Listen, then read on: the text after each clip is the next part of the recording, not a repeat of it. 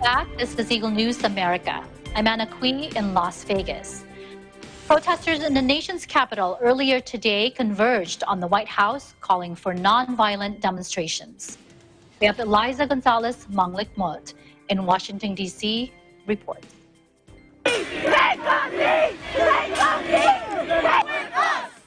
with us!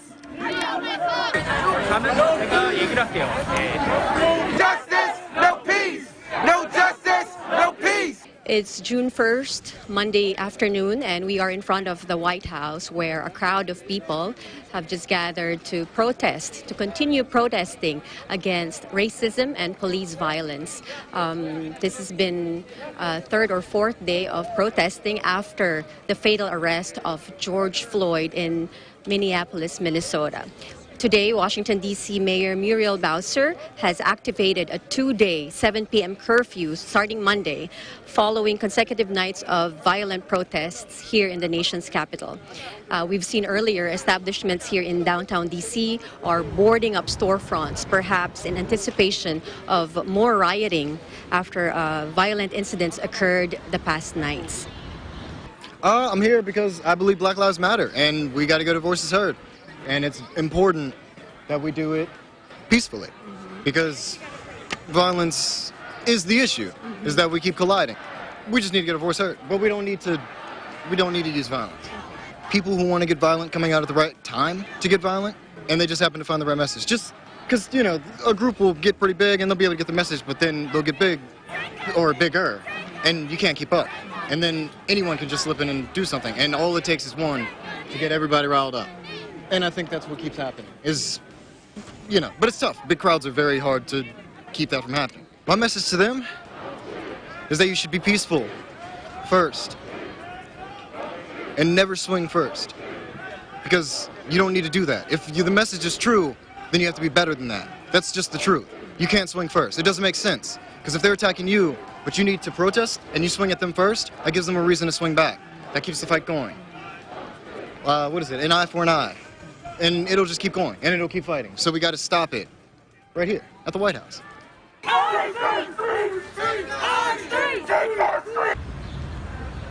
To support my fellow citizens in hopes that we have humanity and justice for everyone equal in this country at some point. Your placard says silence is complicity. Yes. I think people like myself are born to some amount of privilege, no matter how hard we work and stuff. And I believe that we need to speak up and stand with all of our citizens. Just being quiet and going about being a good person is not enough. That's the silence. That's sad. I'm sorry so many people have so much rage in their thoughts, and I will do what I can to make this country a place where people don't have to get so upset. These are wonderful people out here. Come stand with your fellow citizens. You won't be disappointed. I got mixed feelings about that. As far as violence-wise, no one should be getting hurt. But sometimes you have to, outside of someone getting hurt, sometimes you have to make a stance so people can really hear your voice. And unfortunately, that's what it has to take sometimes. These protests call for justice after the fatal arrest, like I said, of George Floyd in Minneapolis, Minnesota, May 25. You can hear the crowd behind me chanting, Black Lives Matter, I can't breathe, just some of the sentiments that they would want to get across after the incident in Minneapolis. I'm here because between the fear of COVID and the fear of watching my loved ones or myself die by the hands of police, this one outweighed it. I mean, I'm a runner. I've run 9 marathons. I have a lot of friends who are runners. I'm so sick and tired of waking up and something not happening. And I drove all the way down here for about an hour and a half away because I just felt I woke up this morning and felt I really needed to be here. I think what people need to remember is that violence most of it is not representative of what many of us are here for. And the people who it does represent, I mean, you also have to understand that these are people who have tried so many times to be peaceful, have tried to kneel, have tried to do other things. People have lost their jobs. And so even though I don't agree with it, I understand that pent-up frustration and feeling like so hopeless to the point where, they felt it necessary to be a little bit more violent.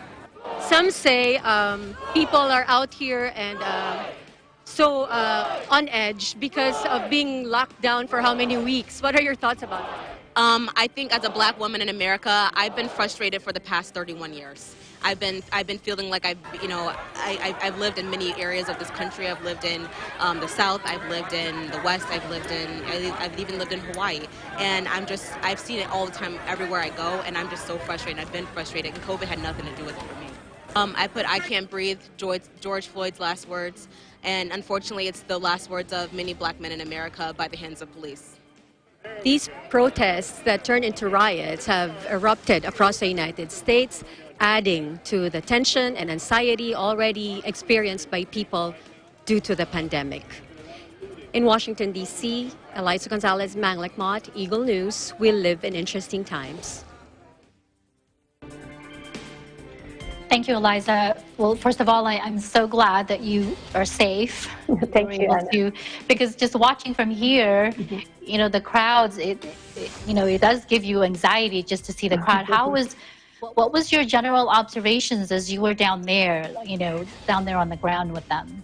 Well, we had a few apprehensions before we actually drove to Washington, D.C. today to the White House. When we got there, we had to park a few blocks away from the actual protest site. Because streets were blocked with police cars, with barricades, and we saw also that buildings are, like I said earlier, they're being boarded up after consecutive nights where there were destruction of properties that happened. We also saw graffiti on the walls. It's a sad sight to see, especially we know how it looked before everything, all of this happened. Now it's all buildings are all boarded up. But once we got closer to where the protest is happening, we could actually hear the chanting from like a block or two away. When we reached the protest grounds, I could say it was generally peaceful. It was the daytime protest. We've even seen, Anna, we've seen families with their kids, I guess trying to educate the kids of what's going on right now. We've seen a group of friends, they have cards, and just some people were actually casually talking about the issue. We've overheard some conversation there also. And it was a balanced crowd of blacks and whites and other races. We were actually more concerned with the social distancing situation there, because as you see, the footage shows there is none. No social distancing guidelines observed whatsoever. But a lot were wearing masks. Yes, a lot were wearing masks, and some groups were giving away free masks. But if we are to follow really the guidelines of staying at least 6 feet away from other people or other family units, it wasn't followed today. Yeah, that was exactly. I didn't see any of that. As a matter of fact, it's like they're so close. There are clumps of people, of groups there. So it was nice to see, though, the balanced feelings of the crowd. And as you said, there's there's families there. There's because it's daytime. It's daytime. So it's usually peaceful as it starts, and then like that one of the interviewees said, it only takes one person, to start up something that will force the police to do something. That's true. So would you agree? I mean, the feel of the crowd. I mean, how many people would you say was there? It looks like there was a lot of people. A couple of hundred, I would say, because it was block to block. There was a lot. When we came, it wasn't as many, but then as the day went on, people multiplied, and a lot more groups came. And then it's true, only one person starts to say something, and it could get the crowd. It could lead to escalation. Like earlier, someone said, "Why are we giving them the satisfaction?" He goes like that. He goes, "Let's take to the streets," because they were just standing in front of the White House with all these policemen lined up in front of it, in front of the garden. But then one person said, "Let's take to the streets." And then you see the whole crowd get up and then started walking on the street. So it's true. Just one one person say something and it could start something big. Yeah. Mhm. Are you able to? I don't know how close you were to the police, but are you able to get a feel of? I can't even imagine how they feel, but Mhm. can you comment on what you've observed Mhm. from their side? When we got there, it was right on time. They were starting to form in front of the crowd. We saw them like walking toward. You see on screen walking toward the front of the crowd. They were just standing, and then of course.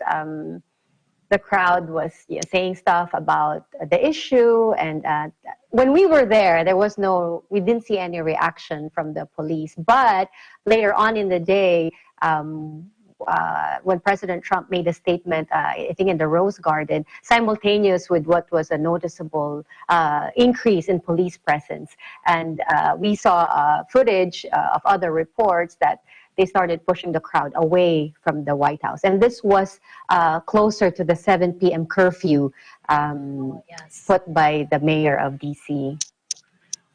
Wow. Well, I'm glad you. Kudos to you, because I mean, we've heard news of reporters being mixed in the violence, being thrown into that Mhm. into incidents. Mhm. So, and how did you feel like the crowd received you for the most part, besides the ones that you were able to interview? Like I said earlier, the crowd. At first, we were kind of hesitant to go, but then, of course, we had to. We also wanted to, but then what got me more uneasy was the fact that we are facing a pandemic also, and such a thick crowd like this, it's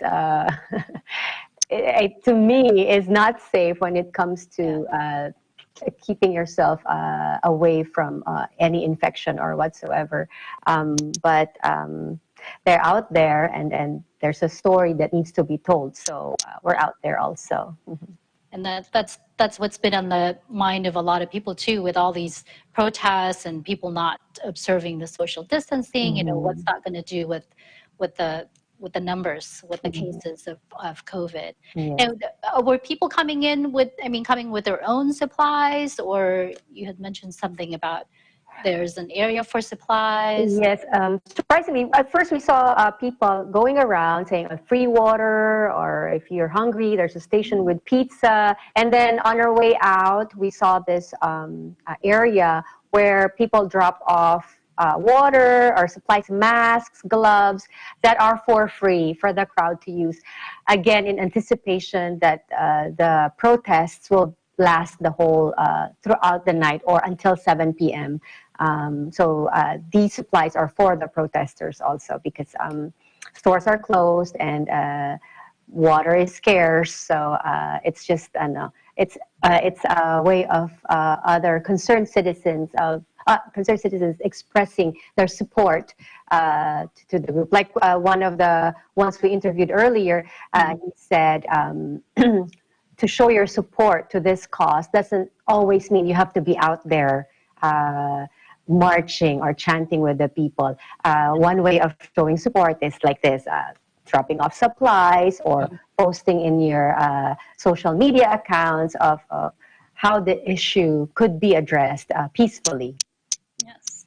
Yeah, we definitely need to hear more of those. Of course, that's their right, but we can only hope that, they will be done peacefully. Well, thank you so much, Eliza, for that very thorough report. Thank you, Anna.